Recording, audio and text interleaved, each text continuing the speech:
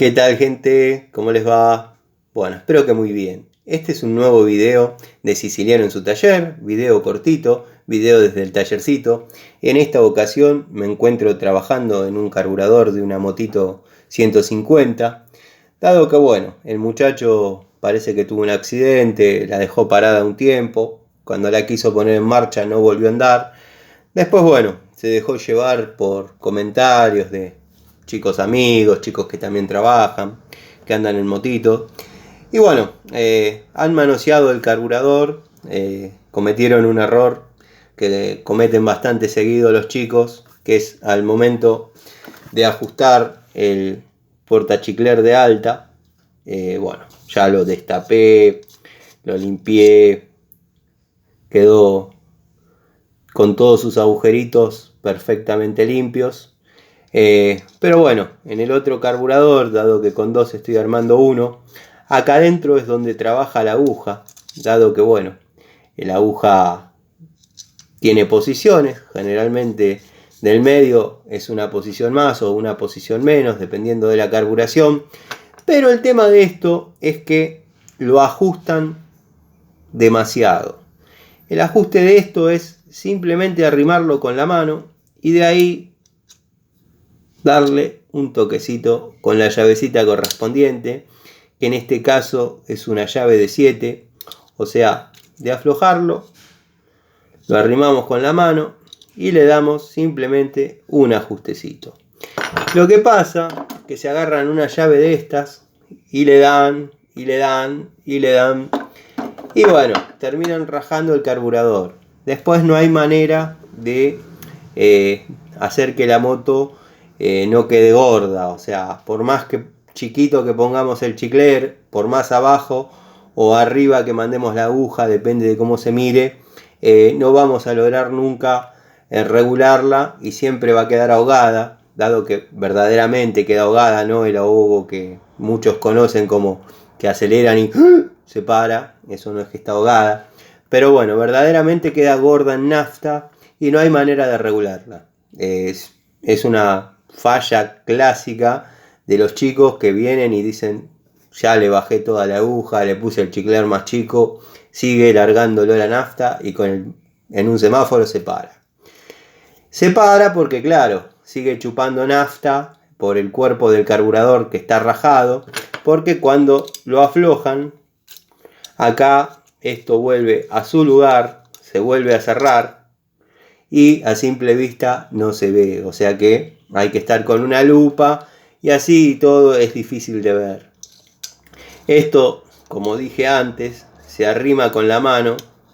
Una vez que llegó y ya no lo podemos apretar más a mano, con la llavecita correspondiente le hacemos esto.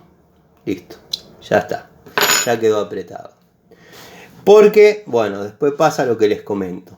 Nada, ya lo limpié con dos carburadores, más o menos logré armar uno. Corta bien el punzuar, está a nivel. Estuve limpiando la baja y todos sus componentes. Así que bueno, no se puede llamar que esto es una afinación o una carburación, dado que bueno, la afinación y la carburación conlleva regular válvulas, cambiar determinados componentes que acá no estoy cambiando, simplemente me pidió que arranque, regule y tire. Así que bueno, nada. Tengan mucho cuidado al momento de regular la aguja, que tiene un segurito, el segurito clásico que venimos viendo hace muchos años, y si se pierde es muy difícil de conseguir. Ese segurito, el que tiene la posibilidad de comprar y donde vayan a comprar tienen más de uno, compren los que haya, porque no se consigue. Después bueno, estuve verificando en esta cuba el funcionamiento de la bomba de pique, funciona bien. Tendría que haber hecho el videito antes cuando estaba probando con nafta, pero bueno, nada. Después, si les interesa, voy a desarrollar un video completo de carburación de estas motitos, dado que es muy común que me pregunten cuando ven algún videito de mecánica y demás, algunas cosas, como por ejemplo están creídos que este regulador lleva una vuelta. La pregunta clásica es esta: ¿cuántas vueltas lleva el regulador de aire? Y eso no se puede saber porque si bien hay estándares, cada moto, cada motor tiene una carburación particular. Depende de diámetro de cilindro, diámetro, luz de válvulas, la luz de los pasos calibrados, montones de cosas. Si cambiaron el escape, pues muchos le ponen escape para hacer ruido. Todo eso altera en la carburación. Si sacaron la filtrera, si pusieron un filtrito cónico. O sea, este regulador, que si bien generalmente en estos motores queda en una posición muy incómoda, yo tengo unos destornilladores especiales o para la medida, pero si no, con lo que se puede trabajar muy bien la regulación de esto es con las puntas de un cuarto, las puntas planas para tubos de un cuarto. Y entra perfectamente, y bueno, el que por ahí no tiene fuerza puede imprimir un poquito de torque para girar y vencer el resortito, dado que tiene un resorte que tiene un poquito de interferencia para que no se afloje y se desregule cada rato, ¿no?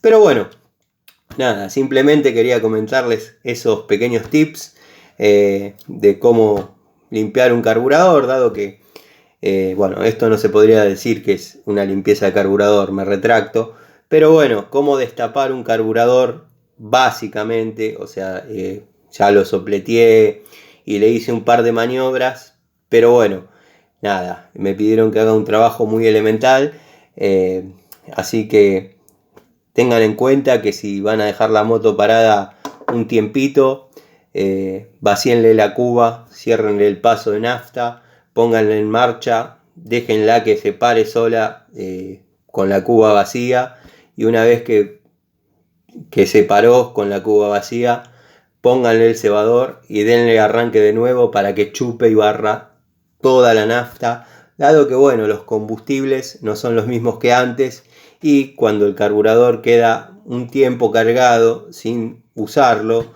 se termina engelando y tapando por todos lados. Sumado a que bueno, los muchachitos tocan y tocan y tocan, se complica un poco. Así que ahora me voy a dar a la tarea de armarlo, colocarlo y ponerlo en marcha. Les mando un saludo, espero que el videito sea de su agrado, que les haya sido útil. Ya vamos a desarrollar un video más completo sobre esto, si verdaderamente tienen interés. Les mando un saludo y bueno, nos vemos en una charlita en el taller esta noche seguramente. Así que los espero. Hasta luego.